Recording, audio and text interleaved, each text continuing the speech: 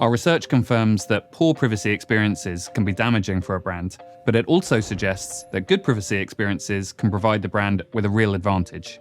I'm Jonny from the Insights team at Google, and this is Privacy by Design.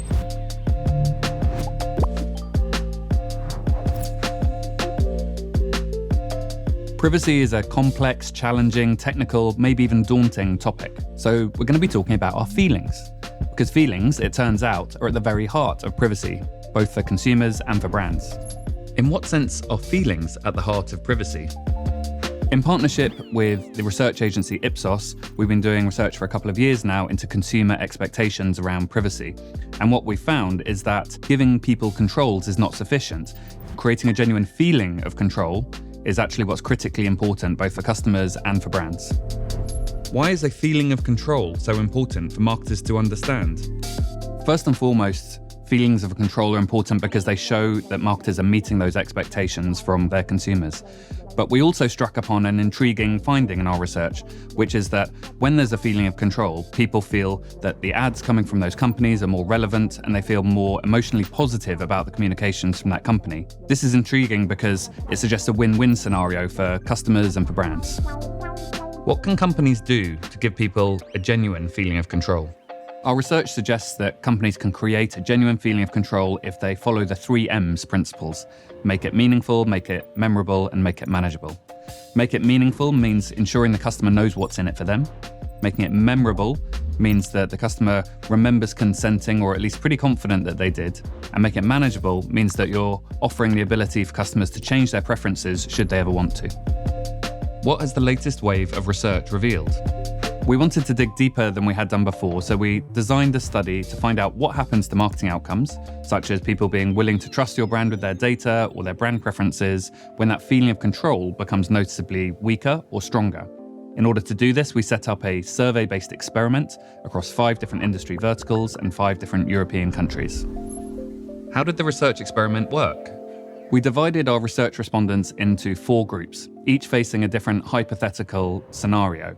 The first group faced a strongly negative scenario, a data breach. They were told that their personal data had been stolen due to poor data management practices by the company and a hack of their IT system.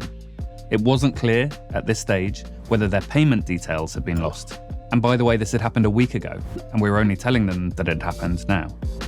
The second group were presented with a much less dramatic, but still somewhat negative scenario.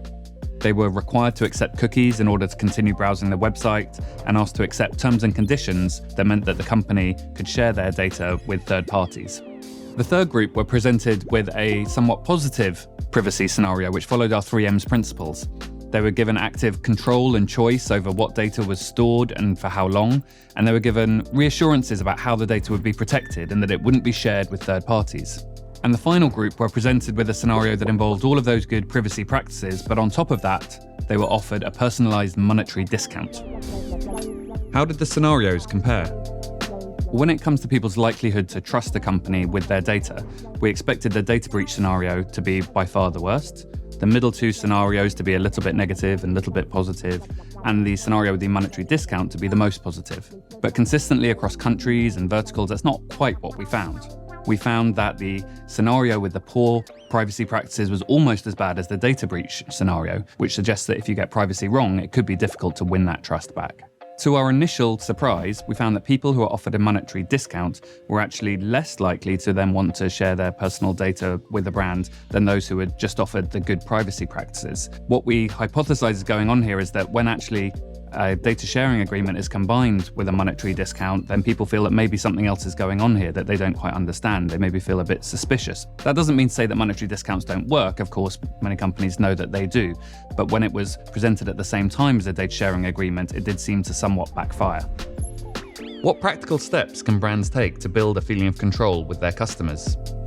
So something that we hear from marketers is that there's a gap between wanting to do something about improving privacy and understanding the theory, but then actually knowing how to apply that in practice. So in order to help here, we've done another experiment with another 10,000 people across the same 5 industry verticals and same 5 European countries. But this experiment was all about understanding how brands could build that feeling of control with people in the first place and then maintain that feeling of control with their customers over time. Which privacy practices performed best?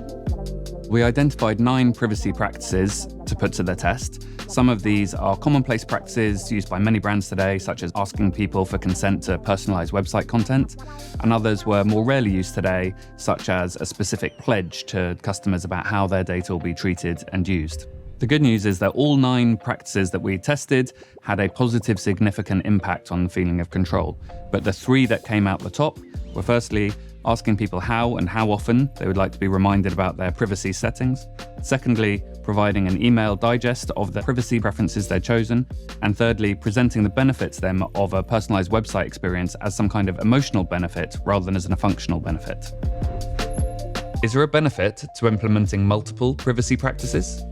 We found that there was a cumulative benefit to implementing multiple practices. So if a company was able to implement the top 3 practices, it actually added up to an increase in feeling of control of 37%, which is actually 5% more than the sum of its parts.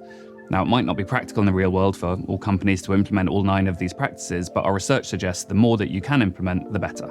When people feel in control of the data they share with companies and they feel in control of that interaction, the more relevant they find the ads from that company and the more emotionally positive they feel about them.